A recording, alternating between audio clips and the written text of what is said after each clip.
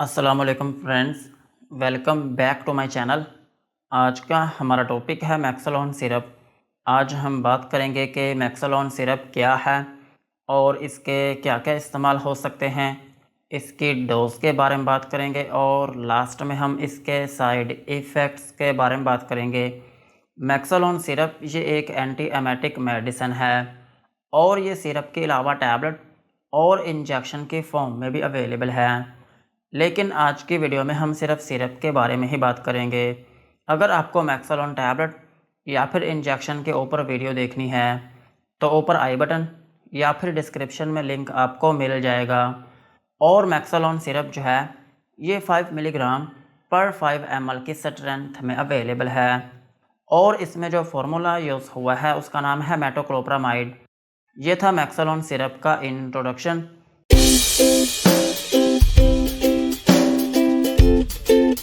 अब हम इसके यूजेस के बारे में बात करते हैं कि वो कौन सी ऐसी कंडीशंस हैं जिनमें आप मैक्सलोन सिरप का यूज़ कर सकते हैं। मैक्सलोन सिरप को आप नोज़िया एंड वॉमिटिंग में यूज़ कर सकते हैं। अगर आपके बच्चे को उल्टी आ रही है या फिर आपके बच्चे को मतली हो रही है तो फिर इस कंडीशन में आप मैक्सलोन सिरप का यूज़ कर सकते हैं। और मैक्सलोन सिरप को आप post operative nausea and vomiting में भी यूज़ कर सकते हैं।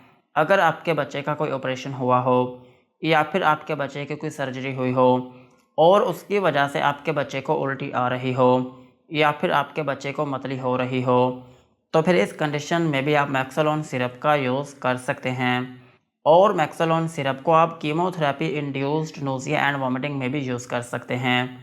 अगर आपके बच्चे को कीमोथेरेपी का ट्रीटमेंट दिया गया हो और उसकी वजह से आपके बच्चे को उल्टी या फिर मतली हो रही हो तो फिर इस कंडीशन में भी आप मैक्सलोन सिरप का यूज़ कर सकते हैं। और मैक्सलोन सिरप का एक अहम यूज़ ये भी है कि आप इसको डिलेड गैस्ट्रिक एम्पटिंग में भी यूज़ कर सकते हैं। अगर आपके बच्चे का खाना जो है वो आपके बच्चे के मैदे में ही पड़ा रहता है और आपके बच्चे का जो खाना है वो ठीक तरीके से हज़म नहीं हो पाता तो फिर इस कंडीशन में भी आप मैक्सलोन सिरप का यूज़ कर सकते हैं। और मैक्सलोन सिरप को आप गैस्ट्रो इंटेस्टाइनल मोटिलिटी डिसऑर्डर्स में भी यूज़ कर सकते हैं। अगर आपके बच्चे के जो आंतें हैं और उनमें जो मसल्स हैं वो ठीक तरीके से काम नहीं कर पा रहे या फिर आपके बच्चे की आंतों में गैस बनती है तो फिर इस कंडीशन में भी आप मैक्सलोन सिरप का यूज़ कर सकते हैं।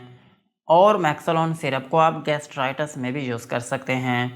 अगर आपके बच्चे के मैदे में स्वेलिंग है या फिर अगर आपके बच्चे के मैदे में इन्फ्लामेशन है तो फिर इस कंडीशन में भी आप मैक्सलोन सिरप का यूज़ कर सकते हैं। और मैक्सलोन सिरप को आप फ्लैटुलेंस में भी यूज़ कर सकते हैं। अगर आपके बच्चे का पेट फूला हुआ है या फिर आपके बच्चे के पेट में गैस बहुत ज़्यादा बनती है तो फिर इस कंडीशन में भी आप मैक्सलोन सिरप का यूज़ कर सकते हैं। और मैक्सलोन सिरप को आप हार्ट बर्न में भी यूज़ कर सकते हैं। अगर आपके बच्चे के सीने में जलन रहती है तो फिर इस कंडीशन में भी आप मैक्सलोन सिरप का यूज़ कर सकते हैं। और मैक्सलोन सिरप का एक अहम यूज़ ये भी है कि आप इसको हिकअप में भी यूज़ कर सकते हैं। अगर आपके बच्चे को हिचकी आ रही है और हिचकी जो है वो जल्दी रुक नहीं रही तो फिर इस कंडीशन में भी आप मैक्सलोन सिरप का यूज़ कर सकते हैं। और मैक्सलोन सिरप को आप बेल्चिंग में भी यूज़ कर सकते हैं। अगर आपके बच्चे को खट्टे डकार आते हैं तो फिर इस कंडीशन में भी आप मैक्सलोन सिरप का यूज़ कर सकते हैं। और मैक्सलोन सिरप का एक अहम यूज़ ये भी है कि आप इसको रिफ्लैक्स एसोफेजाइटिस में भी यूज़ कर सकते हैं। रिफ्लैक्स एसोफेजाइटिस जो है ये एक ऐसी कंडीशन है जिसमें आपके बच्चे के मैदे में जो खाना होता है वो आपके बच्चे की खुराक की नाली की तरफ आने लगता है और फिर इसकी वजह से आपके बच्चे की खुराक की जो नाली है उसमें जलन होना शुरू हो जाती है और उसमें दर्द रहना शुरू हो जाती है और उसमें स्वेलिंग हो जाती है और फिर इसकी वजह से उसमें रेडनेस आना शुरू हो जाती है और आपके बच्चे का जो गला है वो भी पकना शुरू हो जाता है। सो अगर आपके बच्चे को रिफ्लैक्स एसोफेजाइटिस है तो फिर इस कंडीशन में भी आप मैक्सलोन सिरप का यूज़ कर सकते हैं।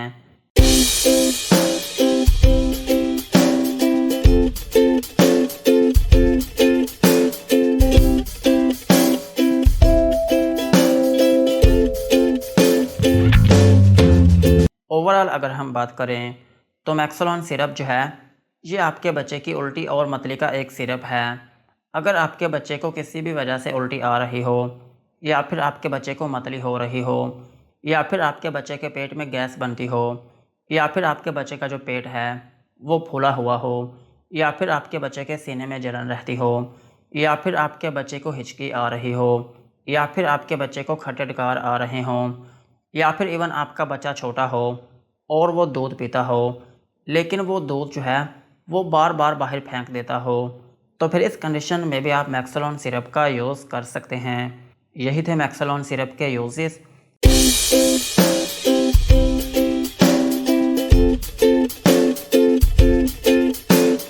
अब हम इसकी डोज के बारे में बात करते हैं। अगर आपका बच्चा 1 से 12 माह का है तो फिर आप उसको 1/4 टीस्पून दिन में 1 मरतबा यूज़ करवा सकते हैं, और ज़रूरत पड़ने पर आप इस डोज को 4 से 6 घंटे बाद दोबारा भी रिपीट करवा सकते हैं। और अगर आपके बच्चे की एज 2 से 5 साल है तो फिर आप उसको ½ टीस्पून दिन में 2 मरतबा यूज़ करवा सकते हैं। और अगर आपका बच्चा 5 से 8 साल का है तो फिर आप उसको 1 टीस्पून दिन में 2 मरतबा यूज़ करवा सकते हैं। और अगर आपका बच्चा 8 से 12 साल के दरमियान में है तो फिर आप उसको 1 बड़ा चम्मच दिन में 1 से 2 मरतबा तक यूज़ करवा सकते हैं। और इस सिरप को यूज़ करने का जो तरीका है वो ये होता है कि आप इस सिरप को खाना खाने से पहले या फिर खाना खाने के बाद कभी भी यूज़ कर सकते हैं, लेकिन बेहतर तरीका ये होता है कि आप इस सिरप को खाली पेट यूज़ करें। सो यही थी इसकी डोज़।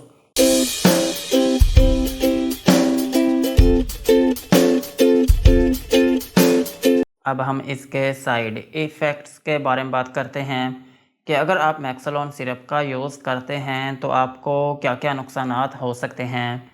मैक्सोलोन सिरप को यूज़ करने से आपको हाइपर सेंसिटिविटी रिएक्शन हो सकता है, यानी कि आपके बच्चे की स्किन के ऊपर रैशेस या फिर उसमें एलर्जी हो सकती है, और आपके बच्चे को नोज़िया या फिर वॉमिटिंग हो सकती है, यानी कि आपके बच्चे को उल्टी या फिर मतली आना शुरू हो सकती है, और आपके बच्चे को डायरिया हो सकता है, यानी कि आपके बच्चे को लूज़ मोशन आना शुरू हो सकते हैं, और आपके बच्चे के पेट में दर्द हो सकती है, और आपके बच्चे को डिज़ीनेस हो सकती है, यानी कि आपके बच्चे को थोड़ी बहुत नींद आना शुरू हो सकती है, और आपके बच्चे को ड्राउज़ीनेस हो सकती है, यानी कि आपके बच्चे को सारा दिन नींद जैसा फ़ील हो सकता है।